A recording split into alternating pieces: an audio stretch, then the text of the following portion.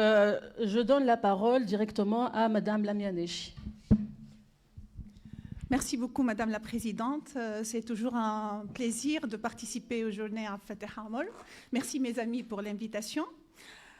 Dans son traité de sciences politiques, Georges Burdoux a magistralement expliqué pourquoi l'autoritarisme moderne se nourrit d'un moment d'hésitation, d'un moment de déception que le peuple qui a connu la démocratie éprouve à l'égard du régime de la liberté. Il se nourrit de la déception sociale face au désarroi des institutions, l'incohérence des gouvernants et l'injustice sociale qui installe dans la société le règne de l'absurde. Redoutant la protection que les mécanismes de la liberté garantissent au peuple contre ses propres emportements, l'autoritarisme mène une lutte contre les institutions. Ses filtres à passion, disait Georges Burdoux, pour se trouver tête à tête avec un peuple déçu, prêt à sacrifier sa liberté. Une telle explication, qui date des années 80, est vérifiable aujourd'hui, non seulement dans les grandes démocraties, mais aussi dans l'expérience démocratique tunisienne, aussi imparfaite et partielle soit-elle. Étant des mécanismes de liberté, les contre-pouvoirs se sont trouvés dans la ligne de mire du président de la République qui s'est emparé des pleins pouvoirs un certain 25 juillet 2021. Les contre-pouvoirs sont tous les centres organisés de décision, de contrôle, d'intérêt ou d'influence qui, par leur seule existence ou par leur action, quel que soit l'objectif poursuivi, ont pour effet de limiter la puissance de l'appareil dirigeant de l'État. Traditionnellement, on distingue entre, d'un côté, les contre-pouvoirs institutionnels à l'instar du juge et des instances indépendantes, et de l'autre, les contre-pouvoirs qui se situent en dehors de l'État et qui sont généralement présentés sous le nom de la société civile. Concept à généalogie diversifiée et controversée, la société civile rassemble des groupements désintéressés et non étatiques à l'écoute des préoccupations d'intérêt général, à l'instar des associations, des syndicats, des intellectuels. Ces contre-pouvoirs sont le rempart de la démocratie. D'ailleurs, contre-pouvoir évoque autonomie, créativité, réactivité, souplesse, pluralisme, frein et contrepoids. Sans avoir nécessairement pour vocation première de freiner l'omnipotence du pouvoir politique, les contre-pouvoirs, par leur rôle joué, soit en exerçant le contrôle au sein du pouvoir, soit en exerçant un contrôle externe, permettent l'instauration d'un équilibre plus favorable aux droits et libertés. Ils favorisent un paysage politique pluraliste. Et c'est normal qu'un pouvoir autoritaire, refusant le jeu démocratique, cherche à les dissoudre. D'ailleurs, en Europe, la dérive autoritaire depuis la montée au pouvoir des partis d'extrême droite en Pologne et en Hongrie, ce qui a été souligné par notre amie Tania, et le renforcement du pouvoir exécutif s'est traduit par des coups de force.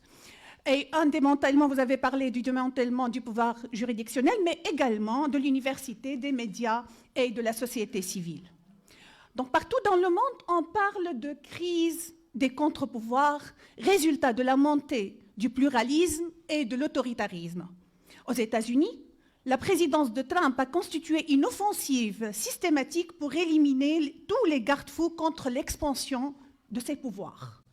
Mais à l'époque, c'était la résistance de la société civile, des médias et des entreprises en coopération avec les citoyens qui a réanimé les systèmes de checks and balances au sein des institutions du pouvoir et au sein du pouvoir exécutif lui-même, afin de freiner les initiatives de Trump. Aujourd'hui, ce même Trump est en train de se préparer pour accéder à nouveau à la présidence, profitant de la paralysie du Congrès, de la domination de la Cour suprême par les fondamentalistes, le fractionnement des partis politiques, la dépossession des médias de leur rôle de garde-fou. Son plan est connu d'avance. S'il revient au pouvoir, il enterrera ce qui reste des freins et contre-pouvoirs. Mais le démantèlement des contre-pouvoirs institutionnels, à savoir le pouvoir juridictionnel et institutions indépendantes introduits en Tunisie depuis le 25 juillet 2021, est sans pareil vu sa rapidité, son systématisme et son caractère dévastateur. Étymologiquement, démanteler signifie démolir les murailles, les fortifications organisées qui défendent une place forte. Il signifie aussi la disjonction par la force des éléments constitutifs d'une constriction afin de les éparpiller. Ce phénomène, dans tous ses sens, est caractéristique du cas tunisien pour deux raisons. D'abord, le mouvement de décrédibilisation des autorités de contrôle a commencé depuis leur création. Administrative, publique, constitutionnelle, toutes ces instances n'ont pas échappé au mouvement de décrédibilisation qui n'a pas tardé de produire ses effets sur le processus de leur mise en place ou sur leur rendement. Ensuite, l'utilisation par le président de la République d'un outil dangereux, à savoir les pleins pouvoirs d'exception qui lui ont permis, en l'absence de tout contrôle, de se lancer dans des actions massives et ravageantes en méconnaissance totale de la Constitution et des conventions internationales ratifiées par la Tunisie. D'ailleurs, en suspendant l'application de la Constitution du 27 janvier 2014, le président de la République a concentré tous les pouvoirs entre ses mains, y compris le pouvoir constituant. Depuis, il s'est lancé dans une sorte de purge des institutions par décret-loi. L'ARP, le gouvernement, l'instance provisoire de contrôle de constitutionnalité des projets de loi, le Conseil supérieur de la magistrature, les instances indépendantes, les collectivités locales. Et tout a commencé lorsque le président a eu recours au régime de l'état d'exception en l'absence de tout état d'exception. L'utilisation de cette arme aussi dangereuse pour les droits et libertés, en dehors de son cadre et en l'absence de garde-fous capables de freiner les penchants autoritaires du président de la République, lui a permis d'accélérer son projet destructeur des institutions et de la liberté. Donc je vais traiter deux points.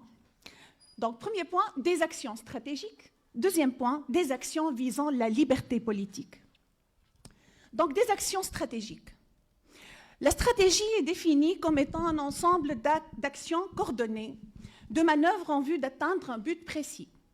Les actions stratégiques apparaissent à travers la démolition des murailles du pouvoir juridictionnel et la dévastation des instances indépendantes. Démolition des murailles du pouvoir juridictionnel. L'un des acquis de la Constitution du 27 janvier 2014 était la création d'un Conseil supérieur de la magistrature, organe indépendant, composé principalement de juges élus par leurs pairs et qui a la charge de garantir le bon fonctionnement de la justice et le respect de son indépendance. Il est vrai que le Conseil a connu une crise qui a commencé même avant son installation. Sa composition complexe a fait de lui le lieu de querelle entre les différentes organisations professionnelles qui y sont représentées. Mais depuis le 25 juillet 2021, le Conseil supérieur de la magistrature n'a cessé de subir les attaques systématiques du président de la République jusqu'à sa dissolution. Le fait générateur de cette offensive était la résistance du Conseil contre le projet de décret-loi relatif à la conciliation pénale avec les impliqués dans les crimes économiques et financiers. Ayant reçu une demande d'avis de la part de la ministre de la Justice concernant le dit projet, l'Assemblée plénière du Conseil supérieur de la magistrature a décidé de refuser toute modification par décret-loi de l'édifice constitutionnel relatif à la magistrature et des garanties aux magistrats, tant sur le plan organique que fonctionnel. La réponse du président n'a pas tardé. Le 19 janvier 2022, il a pris un décret-loi qui a mis fin aux indemnités et avantages alloués aux membres du CSM. Ce décret-loi a été suivi par un autre le 12 février 2022 portant dissolution du Conseil supérieur de la magistrature et création d'un Conseil supérieur provisoire de la magistrature. Deux remarques doivent être présentées à ce stade. En ce qui concerne la dissolution, en droit constitutionnel, la dissolution est une technique essentielle pour le fonctionnement démocratique des régimes parlementaires. On parle du droit de dissolution, précisément de l'Assemblée élue qui permet de porter devant l'électeur un conflit politique. On ne dissout pas l'organe, mais les mandats parlementaires des députés attribués par voie d'élection. En dissolvant le Conseil supérieur de la magistrature et l'ARP aussi, le président de la République a provoqué en fait la mort civile d'organes constitutionnels. Ces institutions ont subi la dissolution telle que conçue en chimie, à savoir la destruction, l'annihilation d'un organe. Deuxième remarque. Le Conseil supérieur de la magistrature du Sous a été remplacé par un Conseil supérieur provisoire de la magistrature nommé en grande partie par le président de la République. Ce dernier désigne 9 des 21 membres du Conseil qui réunit les conseils provisoires de la magistrature judiciaire, administrative et financière. Le nouveau Conseil ne comporte que des magistrats, dont certains sont à la retraite. Les autres corps, comme les avocats, les huissiers de justice, les professeurs universitaires qui étaient représentés au sein de l'ancien Conseil, sont écartés. Le décret-loi donne au président de la République la possibilité d'intervenir dans la nomination, la promotion et le régime disciplinaire des juges. Docile. Le nouveau Conseil provisoire n'a pourtant pas échappé aux attaques systématiques. Le 1er juin 2022, le président de la République s'est arrogé le pouvoir absolu de révoquer les magistrats en évinçant le Conseil à peine mis en place. Un décret-loi numéro 35 du 1er juin 2022 octroie au président de la République la possibilité, en cas d'urgence ou d'atteinte à la sécurité publique ou à l'intérêt supérieur du pays, de prendre un décret présidentiel prononçant la révocation de tout magistrat en raison d'un fait qui lui est imputé et qui est de nature à compromettre la réputation du pouvoir judiciaire, son indépendance ou son fonctionnement. L'action publique est mise en mouvement contre tout magistrat révoqué au sens du présent article. Selon l'article, le décret présidentiel relatif à la révocation du magistrat n'est susceptible, donc ajoute l'article, n'est susceptible de recours qu'après le prononcé d'un jugement pénal irrévocable concernant les faits qui lui sont imputés. Le même jour, et dans le même journal officiel, on a publié le décret présidentiel numéro 516 relatif à la révocation de 57 magistrats. Ces magistrats n'ont pas toujours repris leurs fonctions, malgré l'annulation par le tribunal administratif le 10 août 2022 de la décision de la décision de la révocation pour 49 d'entre eux. Actuellement, les activités du Conseil sont gelées de fait, puisqu'il est privé de 4 de ses membres. 2 membres sont mis à la retraite et 2 autres sont mutés au titre de la mutation des juges pour l'année 2022-2023. Ces coups de boutoir systématiques sont en harmonie avec le statut réservé au pouvoir juridictionnel dans la Constitution du 25 juillet 2022, tout en prisant l'unité du Conseil supérieur de la magistrature. La Constitution refuse au pouvoir juridictionnel sa nature de pouvoir et par ricochet son rôle de contre-pouvoir. Deuxième idée, la dévastation des instances indépendantes. Seules les instances qui bénéficiaient d'une capacité d'action autonome ont été la cible du pouvoir politique. Hétérogènes, les instances indépendantes qui se sont proliférées même avant la Révolution constituent de nouvelles structures échappant à l'emprise de la hiérarchie. Elles sont créées surtout dans des secteurs sensibles afin d'assurer aux libertés une protection plus efficace que celle résultant de la seule intervention tardive du juge. Ces autorités publiques indépendantes, en dépit de la différence de leur nature, sont connectées et forment un système, un ensemble, un véritable contrepoids capable de protéger les droits et libertés. Instances des élections, instances de communication audiovisuelle, des droits de l'homme, de développement durable et des droits des générations futures, de lutte contre la corruption, de protection des données personnelles, de lutte contre la torture et la traite, avaient pour objectif commun le renforcement de la démocratie et la protection des droits et libertés. D'origine anglo-saxonne, ces structures greffées sur un système peu familier à l'existence des structures autonomes, dégagées de liens d'allégeance à l'égard des gouvernants et ayant une certaine liberté d'action, n'étaient pas bien accueillies par le pouvoir politique. D'ailleurs, il était difficile pour les gouvernants en place depuis 2014 d'admettre l'existence d'autorités publiques qui ne sont ni rattachées au pouvoir législatif, ni au pouvoir judiciaire, ni surtout subordonnées au pouvoir exécutif. Certaines instances n'ont pas pu fonctionner faute de moyens humains et financiers. D'autres, créées sous la Constitution de 1959, n'ont pas réussi à s'affranchir de la dépendance organique au pouvoir exécutif. L'octroi à certaines d'entre elles de statut constitutionnel n'a pas empêché le pouvoir politique de retarder leur mise en place. Seul l'ISI a pu exister et fonctionner. La décrédibilisation des instances traduite en premier temps par la résistance à leur mise en place a profité aux détenteurs des pouvoirs d'exception, pour accélérer l'enterrement de la majorité des instances indépendantes, soit de droit ou de fait. De droit, la nouvelle Constitution s'est débarrassée de 4 sur 5 des instances constitutionnelles indépendantes. De fait, l'exemple de l'instance nationale de lutte contre la corruption est parlant. 2 mois seulement séparent la cessation de fonction de son président par décret gouvernemental et la cessation de fonction de son secrétaire général par décret présidentiel le 20 août 2021. Le même jour, les forces de l'ordre ont procédé à la fermeture du siège de l'instance et la saisie des dossiers à sa disposition et qui contiennent des données personnelles et des informations sensibles.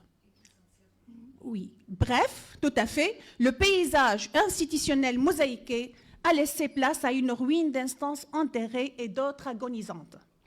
Quant à l'ISI, sa survivance dans la Constitution du 25 juillet était au prix de son indépendance. Dans son rapport relatif au décret-loi 2022, qui attribue au président de la République le pouvoir de nommer et de révoquer les membres de l'ISI, la Commission de Venise estime que l'indépendance est la principale raison de la création de l'ISI.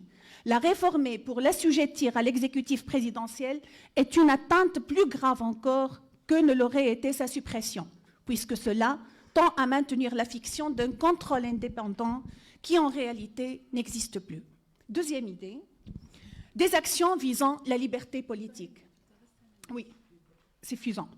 Selon Montesquieu, la liberté politique dans un citoyen est cette tranquillité d'esprit qui provient de l'opinion que chacun a de sa sûreté. Et pour qu'on ait cette liberté, il faut que le gouvernement soit tel qu'un citoyen ne puisse pas craindre un autre citoyen. Montesquieu ajoute que cette liberté politique ne se trouve que dans les gouvernements modérés où on n'abuse pas du pouvoir. Et pour qu'on ne puisse abuser du pouvoir, il faut que par la disposition des choses, le pouvoir arrête le pouvoir. Certes, les contre-pouvoirs peuvent entraver la liberté lorsque ces mêmes contre-pouvoirs abusent de leur contre-pouvoir et nuisent à l'unité nationale ou arrivent à paralyser la décision politique. Mais les extirper ne peut avoir pour résultat que le règne de l'arbitraire. Cibler le symbole de l'indépendance de la justice a pour seul et unique résultat la soumission du juge et la retenue de la justice. Quant au reste, ils ne peuvent survivre que pour légitimer l'autorité du chef. Premier point, retenir la justice. Dans son esprit des lois, Montesquieu voulait remettre la puissance de juger à des jurés pour qu'elle ne soit pas attachée à un certain État ni à une certaine profession, mais aussi pour qu'elle ne tombe pas dans les mains de celui qui a la puissance exécutrice. En faisant la distinction entre magistrature et magistrat, il tranche. L'on craint la magistrature et non point les magistrats.